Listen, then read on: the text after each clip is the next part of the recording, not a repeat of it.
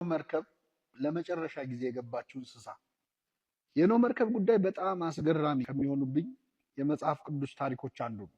በዓለማችን አሁን ላይ ያሉ እንስሳት ሁሉ ከነ ባለቤቱ እንዲገኙልን እንደሚባልበት ሰርግ ጥንድ ጥንድ ሆነው የገቡባት ትልቅ መርከብ ታሪክ። ዳግም ለሰው ልጆች ወላጆች ለመሆን የተመረጡ 4 ወንዶችና 4 ሴቶች ብቻ የተሳፈሩባት ትልቅ መርከብ። ሁኔታዋን ሳስበው ብዙ እውነታዎችን ያዘለ ነው። ከሁሉም በላይ ግን መርከቢቱ የቤተክርስቲያን ምሳሌ መሆኗ ብዙ ነገር እንድናስብ ያግዘናል። ቅዱስ ዮሐንስ አፈወርቅ ወደ ኖህ መርከብ ተኩላ ገብቶ ሲወጣም ተኩላ ሆኖ ይወጣል፣ ወደ ቤተክርስቲያን ግን ተኩላ ሆነው ገብተው በግ ሆነው የወጡ ብዙዎች ናቸው ብሏል። እውነትም ቤተክርስቲያን ወደ እርሷ የገቡትን መለወጥ የምትችል መርከብ ናት። ወደ ቤተክርስቲያን እንደ ጅብ ሆዳም ሆነው ገብተው ጾመኛ ሆነው ይወጡ አሉ። እንደ የሌሊት ወፍ በቀን መኖር አቅቷቸው ሌሊቱን የልባቸው ዓይን ታውሮ በኃጢአት ሲደናበሩ የኖሩ ሰዎች ወደ መርከቢቱ ገብተው እንደ ንስር አርቀው አጥርተው የሚያዩ ሆነዋል። ቤተክርስቲያን ወደ እርሷ የገቡትን የምትለውጥ መርከብ ናት። ውሃ ወደ እርሷ ሲገባ ጠበል ይሆናል። አፈር ወደ እርሷ ሲገባ እምነት ይሆናል። ዘይት ወደ እርሷ ሲገባ ቅባ ቅዱስ ይሆናል። ህብስትና ወይን ወደ እርሷ ሲገባ ቅዱስ ቁርባን ይሆናል። ወደ ቤተክርስቲያን ገብቶ ያልተለወጠ ሰው ግን ሲገባም ጅብ ሲወጣም ጅብ ነው። ኖህ ከመርከብ መልእክት ልኮት የቀረው የቁራ ነገርስ? ከቤተክርስቲያን ወጥተው ስንቶች በዚያው ቀሩ? ለዓለም ጨው እንዲሆኑ ተልከው እዚያው ማሙተው የቀሩ ስንት አሉ። እርግብ ግን ማረፊያ ስታጣ ተመለሰች።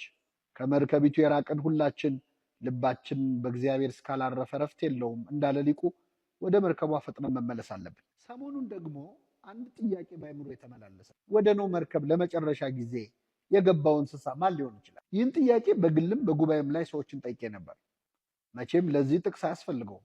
ኖህ ቆሞ እንስሳቱ እስኪገቡ ድረስ እንደጠበቀና ማንንም እንስሳ ጥሎ እንዳልገባ የታወቀ ነው። በዚህ ምክንያት እንስሳቱ ወደ መርከቢቱ የሚገቡት እንደደረሱበት ቅደም ተከተል ነው። ክንፍ ያላቸው በረው ቀድሞ ይገባሉ። እንደ ጥንቸል፣ እንደ ካንጋሮ፣ እንደሚዳቋ ያሉት ዘለው ይገባሉ። ወደ ቅድስት ቤተክርስቲያን ነፍሳቸውን ለማዳን ፈጥነው በረው የገቡ እንደሚዳቋ ዘለው የደረሱ ብርቱ ሰዎች አሉ።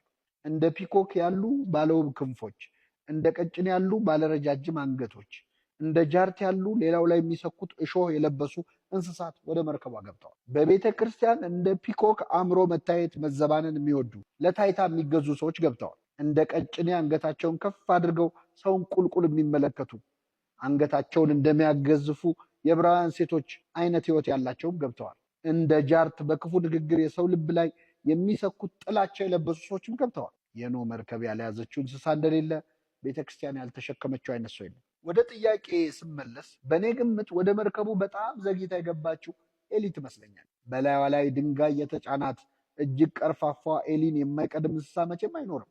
ምንም ብትዘገይም ኖህ እስከ መጨረሻው ጠብቆ አስገብቶ ለዘር አትርፏታል። እግዚአብሔር ምንም ብትዘገይ ኤሊ ሳትገባ መርከቡን አልዘጋውም።